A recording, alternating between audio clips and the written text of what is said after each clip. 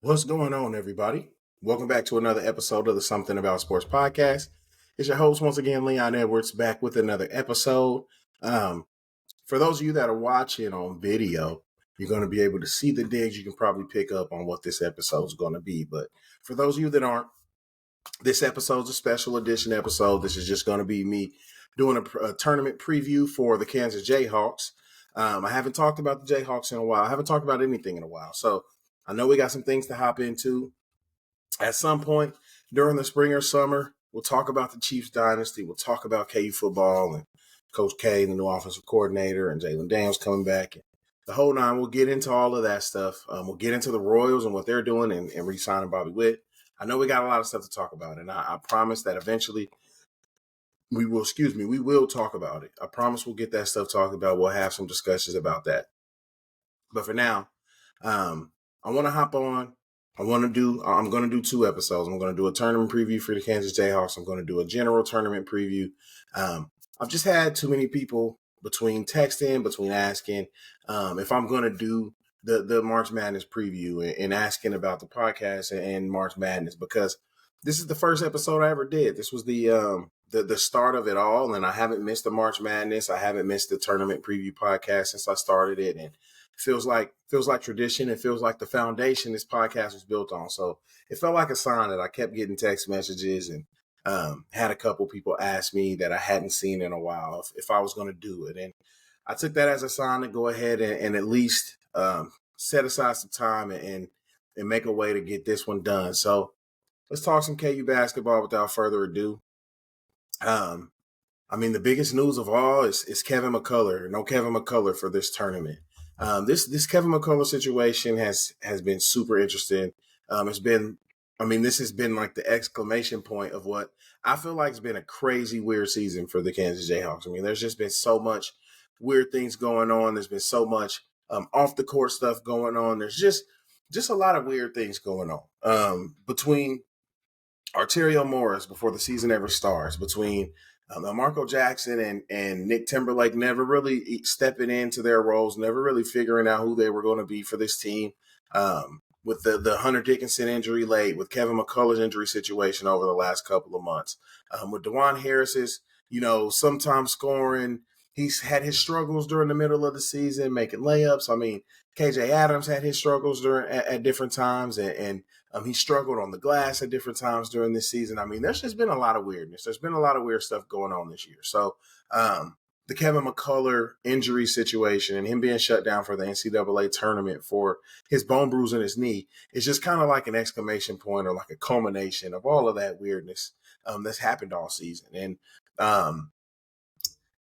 I think the effect that this has on the Kansas Jayhawks, as far as like winning a national championship, I actually don't really know how much this moves the needle. I don't know how great this team was, even with Kevin McCullar, as out there on the court and playing big minutes and producing as he was. Because even when he was doing that at the beginning of Big 12 play, this team really still couldn't find a way to pick up some tough wins. They really couldn't find a way to put games together. And they did at certain times, but not consistently enough to think they would make a run in the NCAA tournament and win 6 games in a row. So I don't know that I was coming into this tournament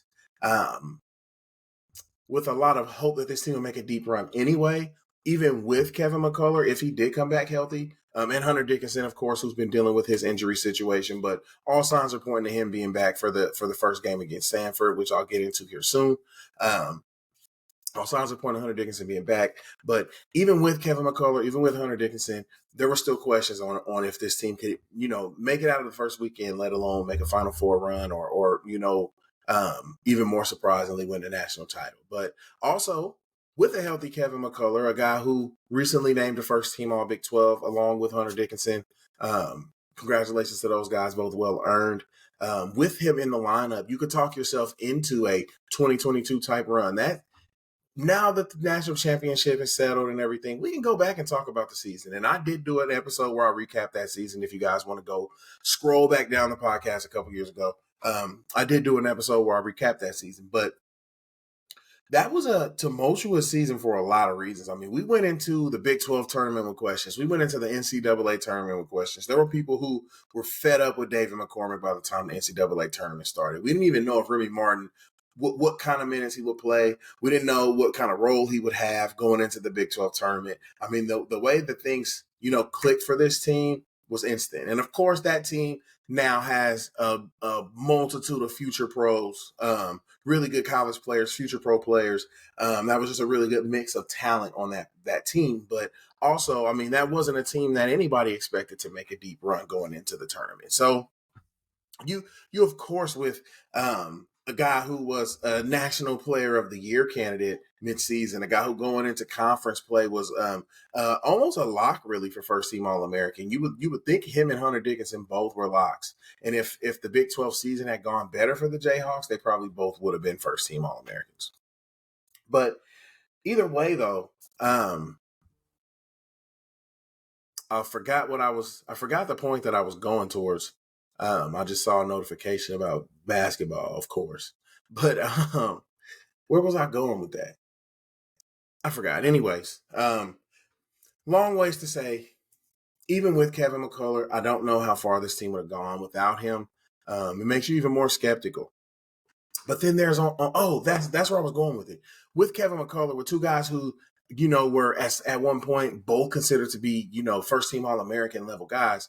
With both of those guys in the lineup, you're thinking you could talk yourself into making a run, especially in a year where the only real dominant team from start to finish is UConn, and even they had their lumps. But that's just college basketball, and but you never really expect a team to repeat. And this year, the Jayhawks, with this draw that I'll get into here soon, and the path that's kind of been laid out for them, they would have had a chance with Kevin McCullar. I do say that, and without him, I'm kind of talking in past tense because I do think that kind of eliminates whatever chance there was for this team to make a run not having him.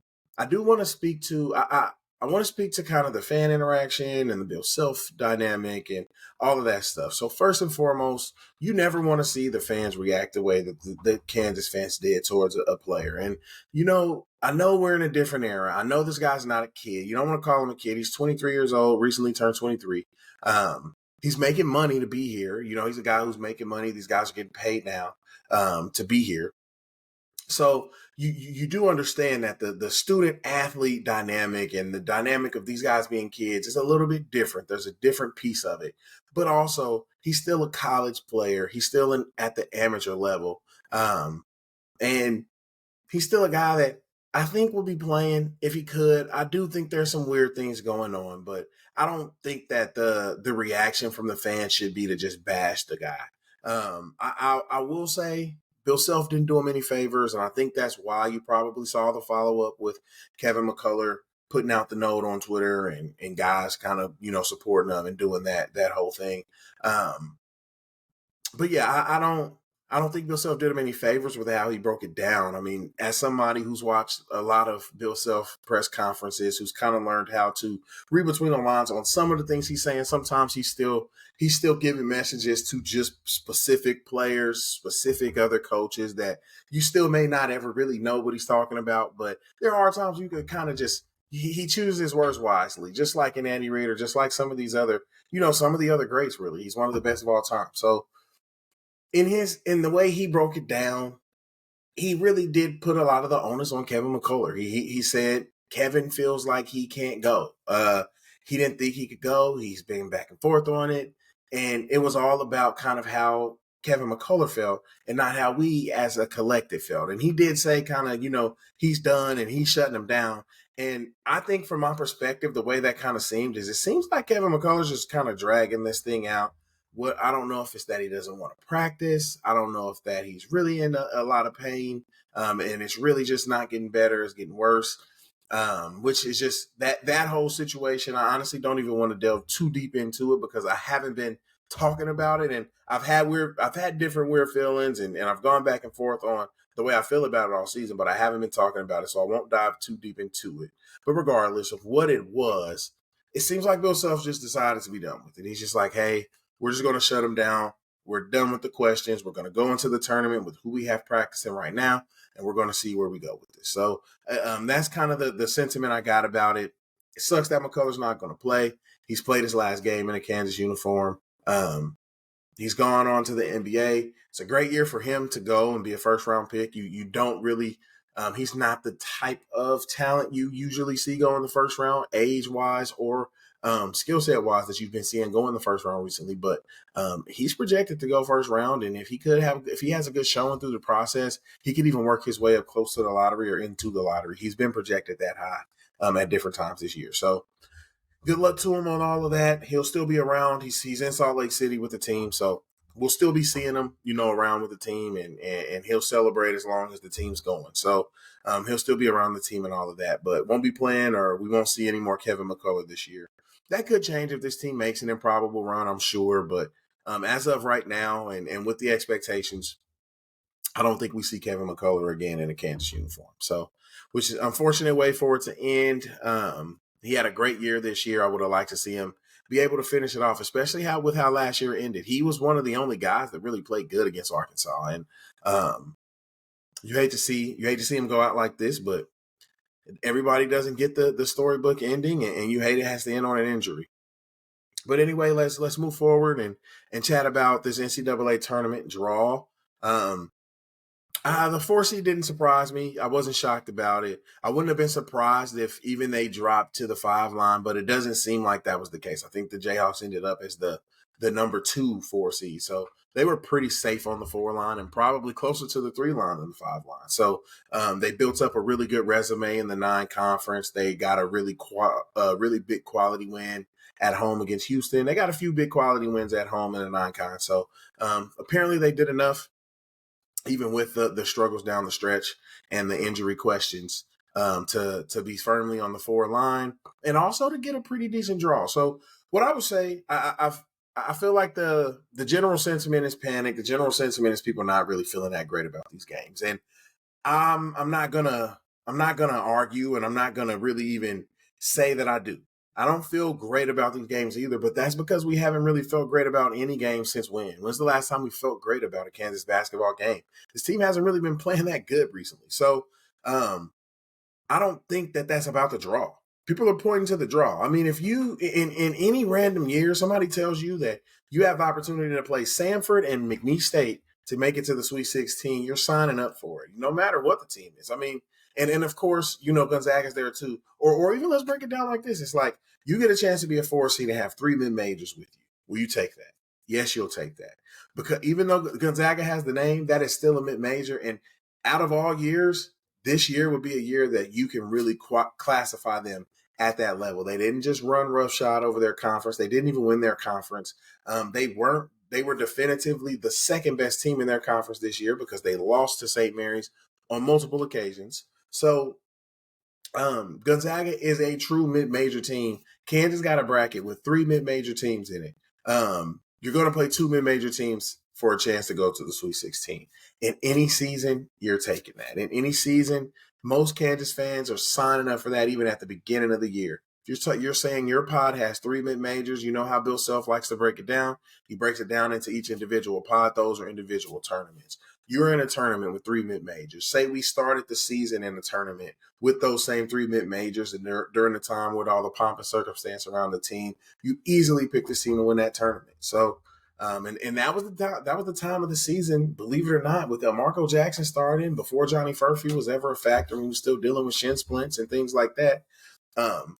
That was the time when this team was playing its best basketball. They went into conference play with 1 loss. We forget about that because of how tumultuous conference play was early and often. But this was a really good basketball team in non-conference. So, yeah,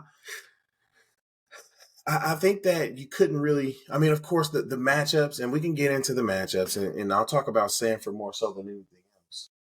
I know it's clicking back there anyways, but sorry, people that are just listening, I was turning around checking for something behind me. But anyways, I think that you really can't be that upset with this draw.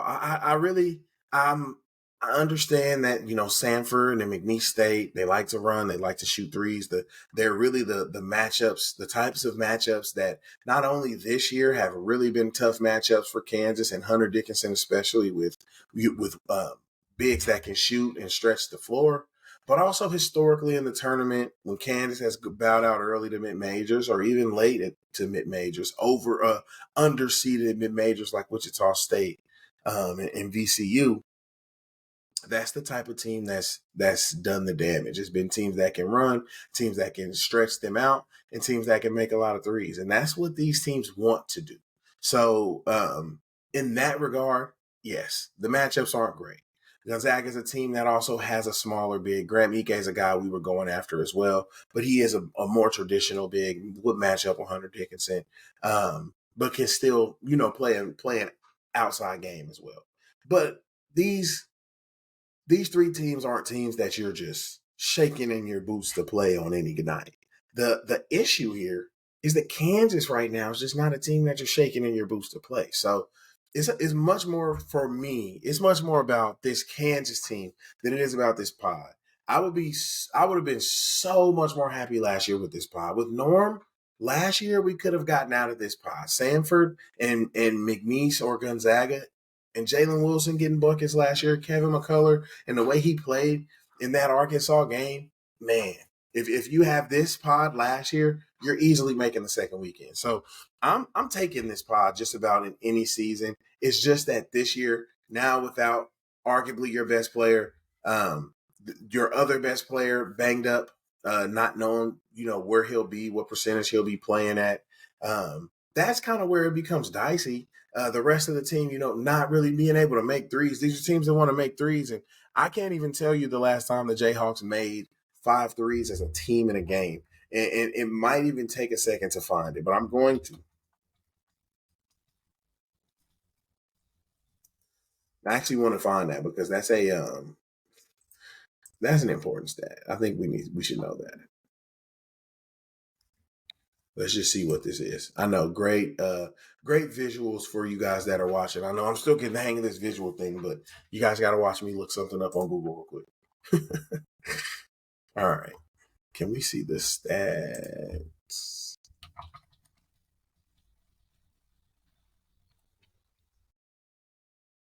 Okay. Okay. So,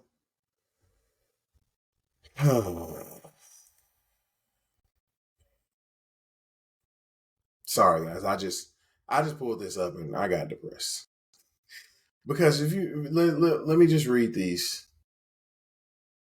3 for 20, 3 for 21, 6 for 13. That was against K-State, and I think Nick Timberlake made 4 of those, and just what was like the fluky coming off of a couple of losses. Knew you weren't going to lose that game against your rival on senior night at home. That was inevitable. But so you honestly can really remove that. At Baylor, 4 for 13. BYU at home, 3 for 15. Texas at home, 3 for 8. 6 for 19. Again, at Oklahoma. I guess you can leave that in. Oklahoma not very good. A team we showed to dominate. We didn't struggle with at all in either matchup in against either Oklahoma team. But regardless, we'll leave that one in. 3 for 16 against Texas Tech. 5 for 21 against Baylor. I mean, you guys get the picture. It's just not good. And if you go up against a team that's going to make 10, 12 threes, and I mean, of course, that's going to be the difference for them. They're going to shoot. They're going to get 30 up. They're going to get at least 25 to 30 up. They're going to get threes up. Because that's the equalizer. That's what's going to help them balance this game out.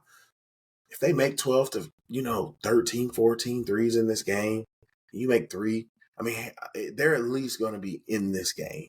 They're at least going to be in it. And that's the thing that's just – it's just so crazy is that you brought in a guy like Nick Timberlake to be able to shoot. Marco was supposed to be have promise as a shooter.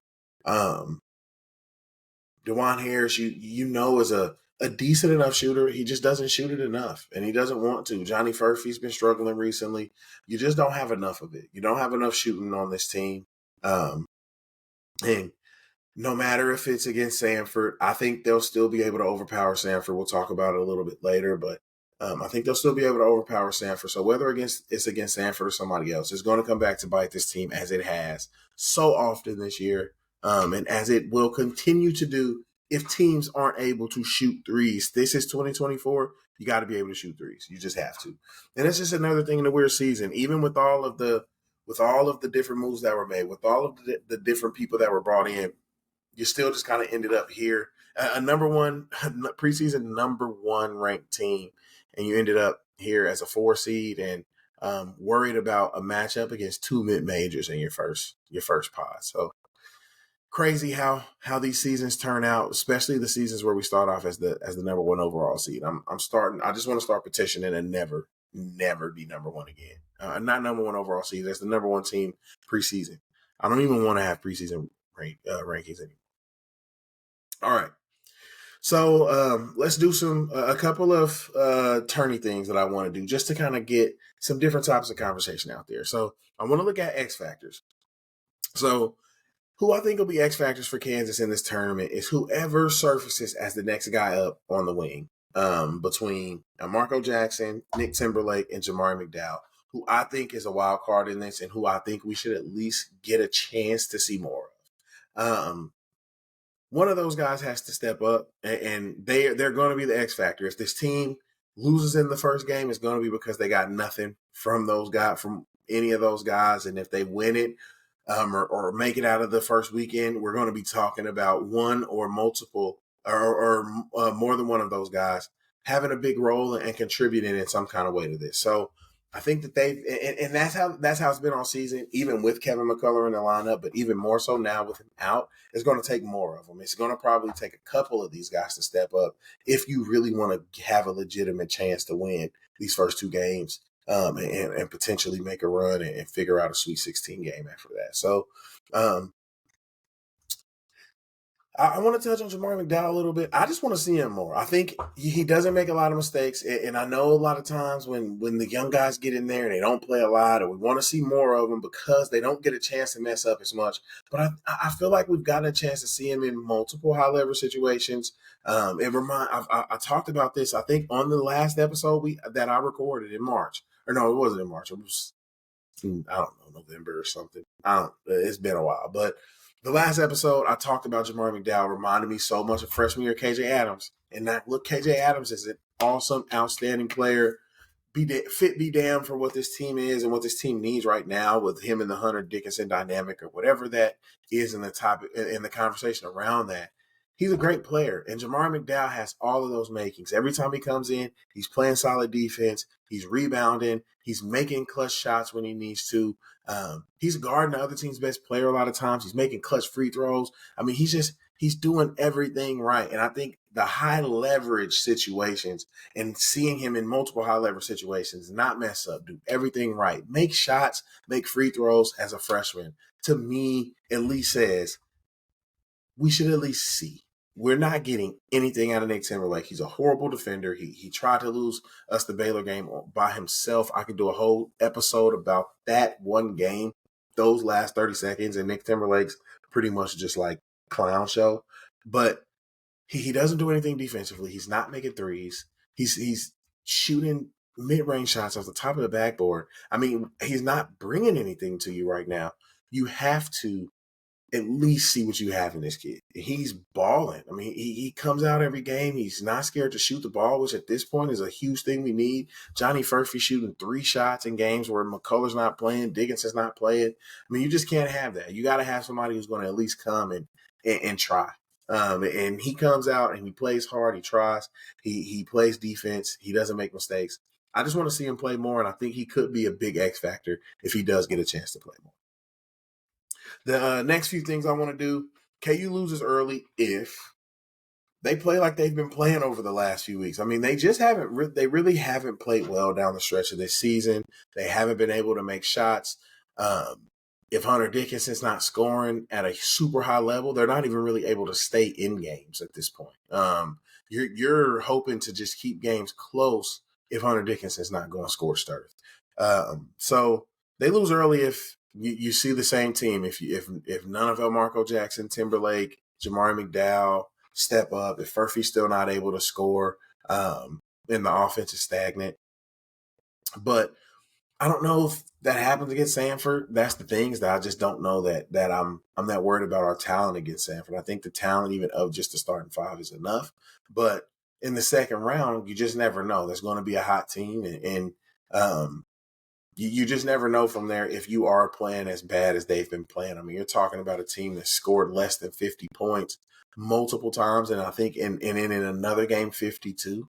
So you're just you're struggling offensively right now, and if you continue to struggle at that level, it is going to be another early exit, and it's going to be rough. And you might get blown out again, like these things tend to go. So I think that's what it'll look like if KU loses early. KU makes a run if one of those guys steps up. I envision it being Jamari McDowell at this point. I don't know that I guess I can see a Marco Jackson as well. I can see a Marco Jackson stepping up and being able to give you some solid buckets, being able to actually make some of the jumpers that he can get to. And Marco Jackson can get a shot anytime he wants to. That's something that I can feel confident saying. Like, he's a good enough player that he can get to a mid-range jumper when he wants. He can get to a pull-up three. It might not be the best shot, but he can get to one, and he's fast enough to even get open for open threes. He can get to the rim against a lot of guys. He's just not very good at making baskets right now. And if he were to get hot and if he were to start making some shots, I could see him becoming a big piece of a run. But I think they make a run if Hunter Dickinson plays like a first-team All-American, not a second-team All-American that he was named, and he's giving you 20-plus and 10-plus. KJ Adams is giving you 12, and he's got to give you 7 rebounds instead of the 3 or 4 that he's giving you. DeJuan Harris has to give you 12 or 13 points. This is a lot of things that hasn't been happening, but this is really what I believe has to happen for KU to make a run. I think you need to start seeing Johnny Furphy. Make some baskets. There's just a lot of things that have to go right. But the thing is that all of these guys that I'm talking about are good enough and are capable of doing these things. And so I wouldn't be completely 100% shocked if they all just came together and clicked. We've seen it happen now just in the last couple of years with Bill Self and a KU team, and a couple of these guys being on that team even.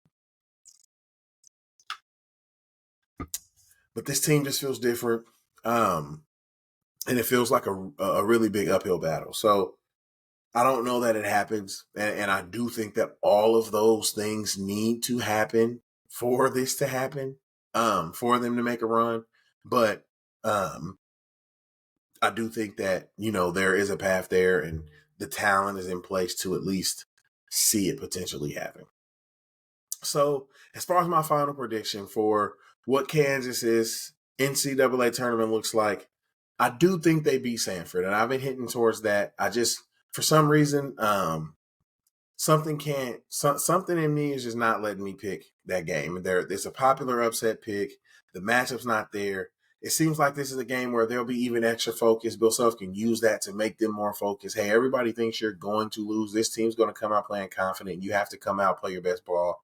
I think they'll be ready for this team, and I think that the talent will win out. I do think that Kansas will be more talented. Sanford, I believe their tallest guy is 6'9".